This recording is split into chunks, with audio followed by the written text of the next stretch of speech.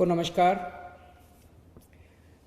किसानों ने कल एक दिन के उपवास का ऐलान किया है। उन्होंने अपील की है पूरे देश की जनता से कि उनके किसानों के समर्थन में सब लोग एक दिन का उपवास रखें। मैं भी उनके साथ कल एक दिन का उपवास रखूंगा और मैं देश के सभी लोगों से अपील करता हूं। बहुत सारे हज़ारों लाखों करोड़ों ऐसे लोगों को मैं जानता हूं जो दिल से किसानों के साथ हैं।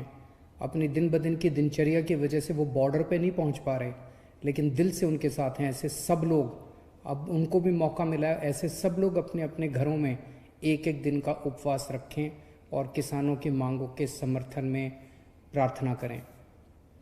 मैं देख रहा हूं पिछले कुछ दिनों से केंद्र सरकार के कुछ मंत्री और भारतीय जनता पार्टी के कुछ लोग बार बार कह रहे हैं कि ये किसान देशद्रोही हैं, ये आंदोलन देशद्रोहियों का है, यहाँ पे एंटी नेशनल लोग बैठे हुए हैं।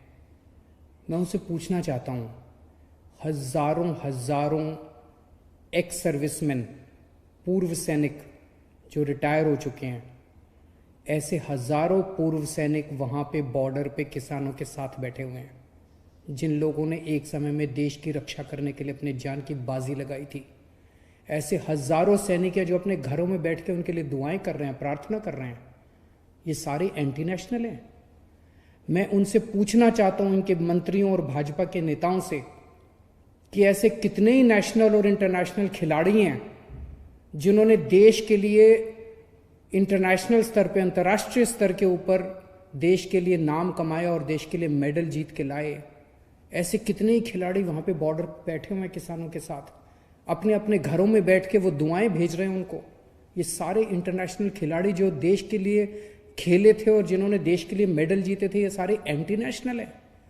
मैं पूछना चाहता हूं इन सारे बीजेपी के नेताओं और इन सारे मंत्रियों से, कितने सिंगर्स हैं, बॉलीवुड सेलिब्रिटीज हैं जो किसानों के बच्चे हैं। मैं जानता हूं कुछ सिंगर्स को तो मैं खुद जानता हूं, कुछ सेलिब्रिटीज को मैं खुद जानता हूं जो किसानों के बच्चे हैं, किसानों के परिवार से आते हैं। ये सब लोग जो इनको समर्थन कर रहे हैं, ये एंटी नेशनल हैं। कितने ही ऐसे डॉक्टर्स हैं जिन्होंने अपना समर्थन दिया है, ये सब डॉक्टर्स हमारे देश के एंटी नेशनल हैं। आज मुझे पता चला बहुत बड़ा वकीलों का समूह बॉर्डर के ऊपर उनको समर्थन देने के लिए पहुंचा था।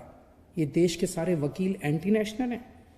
कितने ही व्यापारी हैं, पंजाब से कई व्यापारी मेरे से मिलने के लिए आए कुछ दिन पहले। उन्होंने बताया कि पूरे पंजाब के सारे व्यापारी इनके साथ हैं, और केवल पंजाब नहीं, पूरे देश के सारे व्यापारी इनके साथ हैं। देश के सारे व्यापारी एंटी नेशनल हैं। इस देश के किसानों को एंटी नेशनल कहने की हिम्मत मत करना। कुछ लोग ये कह रहे हैं कि इसमें तो कुछ चंद लोग, बस पंजाब के किसान, हरियाणा के किसान, कुछ चंद किसान इसमें शामिल हैं, बाकी जनता इसमें शामिल नहीं है।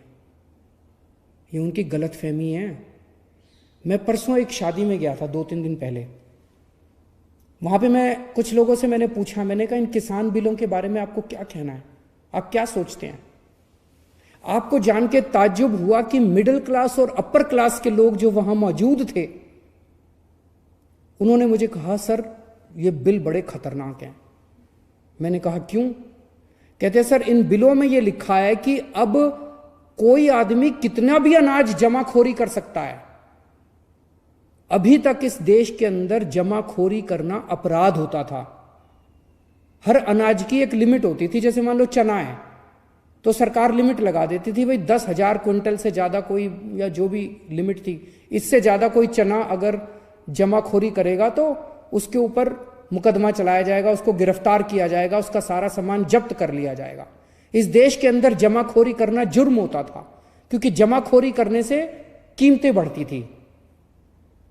अब जो केंद्र सरकार कानून लाई है, इसमें जमाखोरी करना अपराध खत्म कर दिया गया। अब जमाखोरी करना अपराध नहीं बचा है। अब कोई कितनी भी जमाखोरी कर सकता है, कितना भी सामान, कितना भी अनाज जमाखोरी कर सकता है। तो फिर तो जिनके पास पैसा है वो तो बहुत सारा अनाज स्टोर करके रख लेंगे अपने पास, बहुत सारा सामान अपना, बहुत अनाज अपने अपने गोदामों के अंदर स्टोर करके। फिर तो महंगाई बहुत बढ़ जाएगी।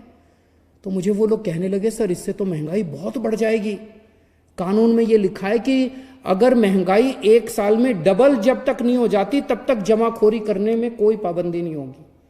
तो इसमें हर साल महंगाई डबल होती जाएगी। आज अगर 20 रुपए किलो गेहूं है तो इस साल 40 रुपए हो जाएगी, अगले साल 80 रुपए हो जाएगी, अगले साल 3 साल में 160 रुपए। ये क्या है? तो मैं ये कहना चाहता हूं कि कोई ये गलतफहमी में ना रहे कि इस कानून के समर्थन में केवल चंद वो किसान हैं जो बॉर्डर पे बैठे हुए हैं, वो भी हजारों लोग बैठे हुए हैं। इस देश का एक एक आदमी इन कानूनों को समझ रहा है, हर आदमी इन कानूनों को समझ रहा है और इन कानून की बारीकियों को समझ रहा है। जो लोग अपनी जिंदगी में व्यस्त होने की वजह से बॉर्डर पे नहीं पहुंच पा रहे, उनका दिल वहीं है, किसानों के साथ है। तो मेरी केंद्र सरकार से गुजारिश है कि अहंकार छोड़िए। अहंकार अच्छी चीज नहीं होती। सरकारें जनता से बनती है, जनता सरकारों से नहीं बनती। अगर जनता इन तीनों बिलों के खिलाफ है तो इन तीनों बिलों को तुरंत रद्द किया जाए और एमएसपी के ऊपर किसानों की फसलें खरीदने की गारंटी देने का बिल बनाया जाए। जितनी भी किसानों की मांगे उन सारे किसानों की मांगों को तुरंत मंजूर किया जाए। नमस्कार। आजादी बचाओ न्यूज चैनल को सब्सक्राइब करने के लिए बेल आइकन पर क्लिक करना ना भूलें। साथ ही साथ लाइक करें और शेयर भी करें।